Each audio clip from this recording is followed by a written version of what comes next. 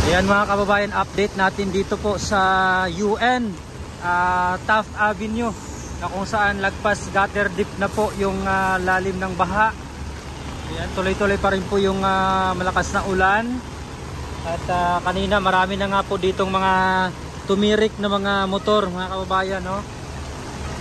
So, ayan, so ito na po yung sitwasyon ngayon, lagpas gutter na yung tubig baha. Ayan, ito po yung Taft Avenue.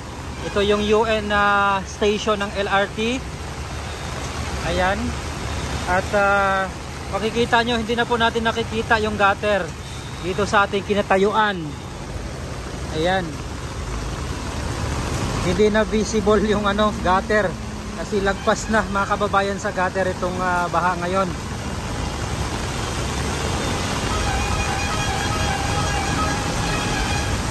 No?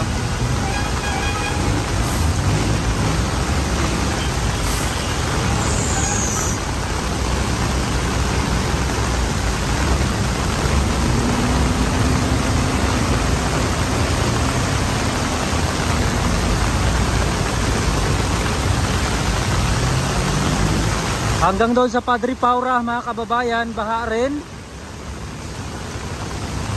Doon sa kabilang side, sa southbound, ganun din, no? Baha rin doon mga kababayan.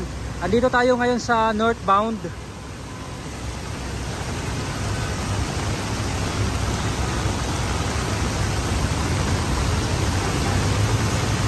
Ayan, marami ng tumirik na mga motor.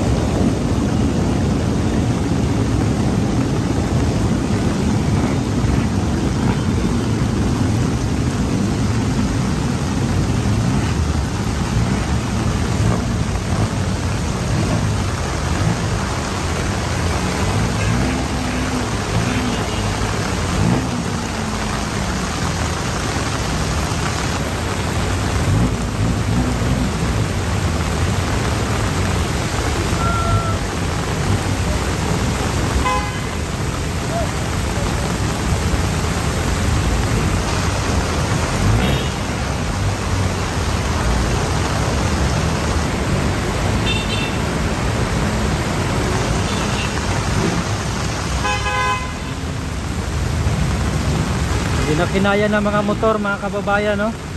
Yung lalim ng tubig, napasukan na ng tubig yung tambutso.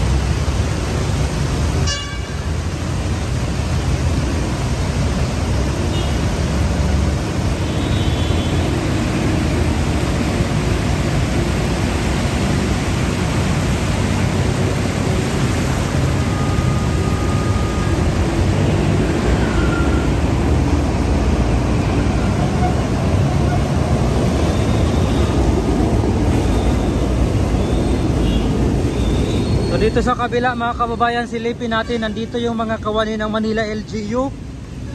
Andito yung DPW, no, naglinis or nag-ayos dito sa drainage mga kababayan.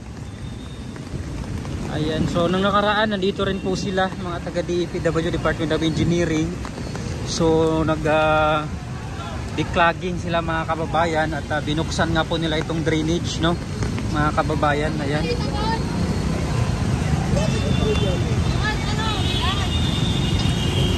So binuksan na po nila itong drainage dito sa bahagi ng UN,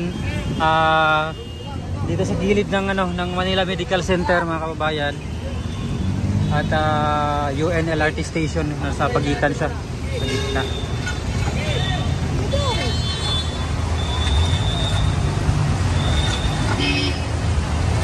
Ito yung kanilang sinubukan buksan nung nakaraan, kaya hindi lang po nila nabuksan dahil sobrang bigat.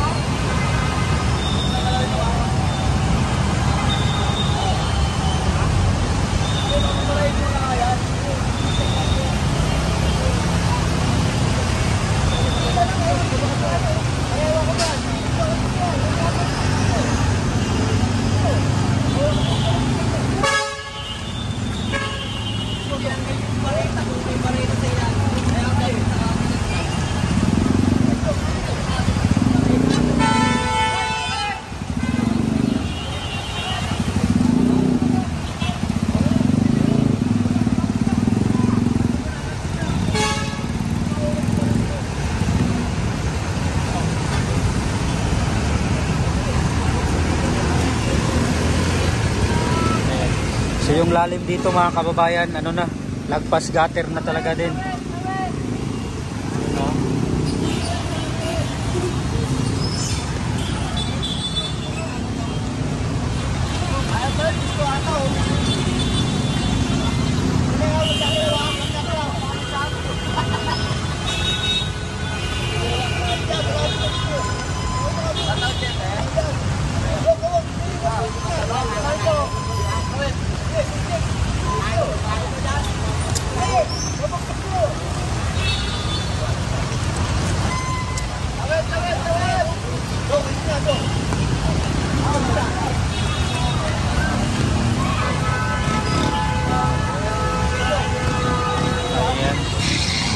So ito po yung ating update mga kababayan ngayong umaga ng Lunes.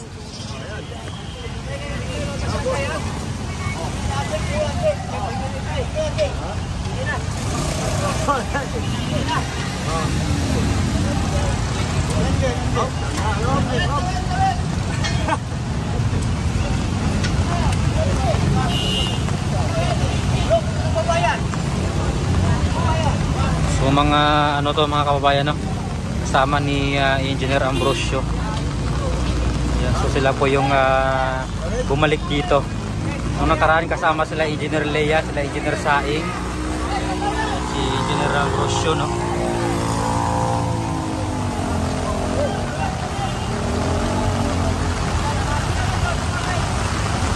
Ayan, buhos na naman ang malakas na ulan mga kababayan.